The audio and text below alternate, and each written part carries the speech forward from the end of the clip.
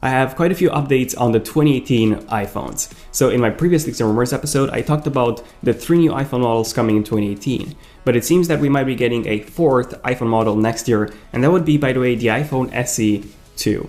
So here's the latest Leaks and Rumors, everything you need to know in terms of all the new 4 iPhone models that might be released, all of them in 2018. So grab some snacks and enjoy.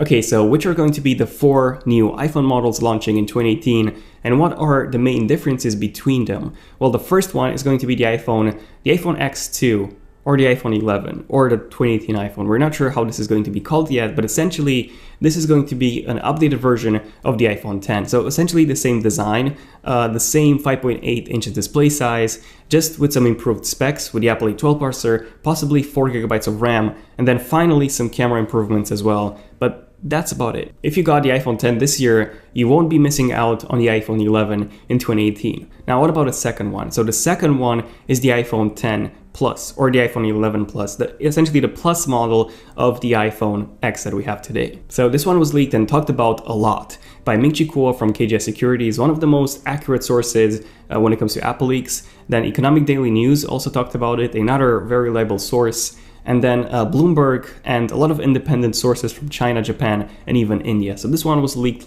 and talked about like crazy. So out of all upcoming iPhones for 2018, this is the one that's the most likely to happen. So the iPhone 10 Plus would be, just as the name says it, a larger version of the iPhone 10. And now here's the thing, the iPhone 10 does come with a 5.8 inches display, which if you just look at the numbers on paper, yes, it does look larger than the 5.5 inches display on the iPhone 8 Plus and all the previous iPhone Plus models. But as a matter of fact, it's not. The display is actually smaller. So this is because of how the display is measured. 5.8 inches is actually measured until the very top corners, which means that the notch is taken into consideration, whereas the notch is essentially unusable display space. And then the iPhone 10 also comes with a much wider aspect ratio of 19.5 by 9 versus a more standard 16 by 9 aspect ratio that you get with the iPhone 8 Plus, for example.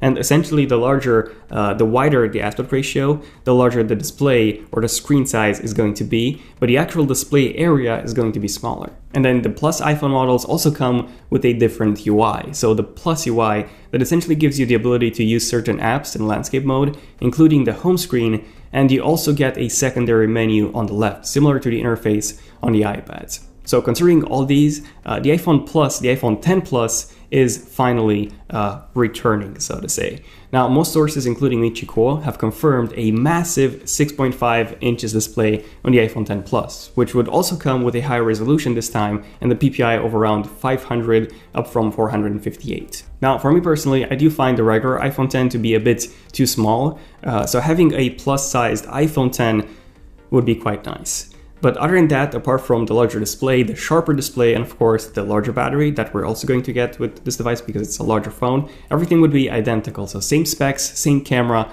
as the 2018 iPhone 10 or iPhone 11 or whatever this thing is going to be called. The only other advantage that I can think of would be the notch. So since we get a larger display, the actual corners, so the empty space that the notch sits in the middle of, so to say, would be larger, and you would have much more space for your icons. So the battery indicator, the cellular signal, do not disturb mode, and so on. Next up, we've had some reports on an entry-level iPhone, but I'm not talking about the iPhone SE 2 just yet. So this would be something else. This would be number 3. This would be a 6.1 inches LCD iPhone with a PPI of around 320, 330. So this would be pretty interesting to see. An iPhone that's larger than the 2018 iPhone 10, but also with a lower quality display and overall a lower price point than the OLED iPhones. So this was reported by Ming-Chi Kuo, among with a starting price of $650 to $750. And essentially it would be targeted, according to Ming-Chi Kuo's report, towards low-end to mid-range markets. Although, I don't know, if you ask me, $650 isn't really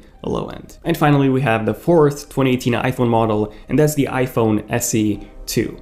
So what's the iPhone SE? Well, the iPhone SE was quite an interesting device. At the moment, it's the cheapest iPhone that you can buy. It's still being sold by Apple, by the way, and essentially it's an iPhone 5 design with iPhone 6s specs. So you get the same Apple A9 processor, the same 2 GB of RAM, and also the same exact iPhone 6s camera. The only major downside to this phone, apart from the obvious 4 inches display, which some people might find perfect for one-handed usability, is the display panel itself. So the colors are quite a bit washed out. The viewing angles are not great. It's essentially the exact same panel as on the 2012 iPhone 5. So yeah, it's not amazing. Feel free to check out my in-depth review of the iPhone SE that I've done last year if you want to know more about the iPhone SE. But essentially this is what all this phone is about. The cheap iPhone, which is also small enough for those who still prefer a 4-inch phone.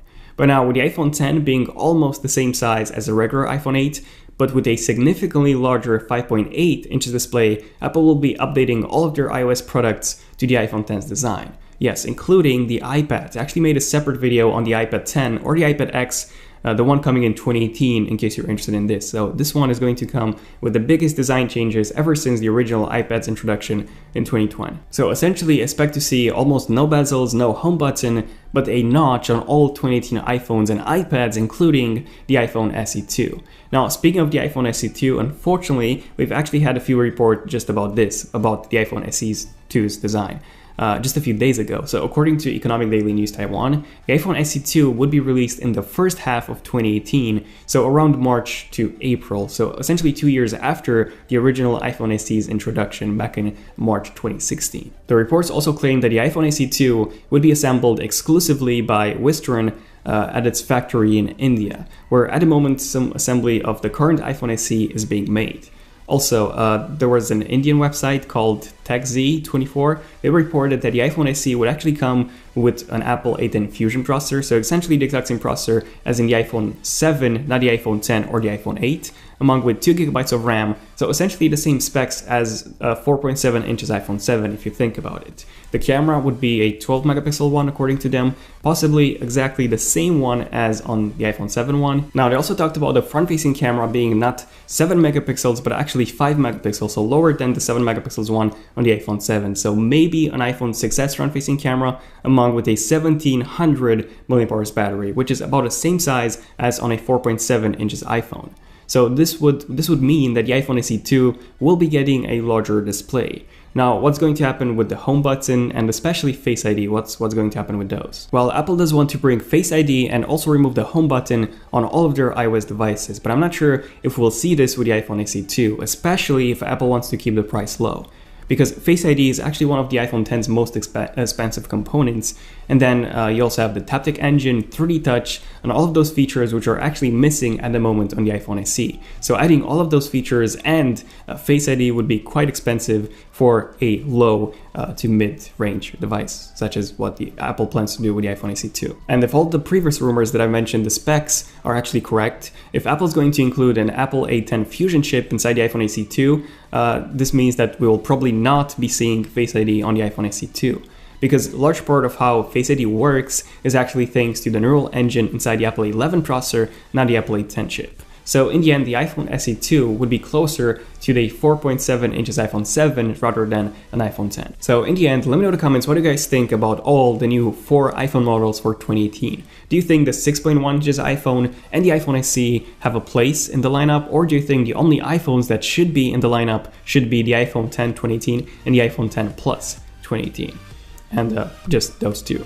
This is what I believe Apple should do, but then again, they also want to focus on low to mid-range markets as well, reason why the iPhone SE and the 6.1 inches LCD iPhone 10 might be sold. But other than that, if you want to see more Leaks and Rumors episodes like this one, be sure to subscribe if you're new to the channel, and also don't forget to enable notifications by tapping on that bell icon so that you get notified whenever a new cool tech video comes out. But yeah, other than that, this has been pretty much it, so thank you for watching. I'm Daniel, and I'll see you guys in my next one. Zen of Tech, signing out. Cheers.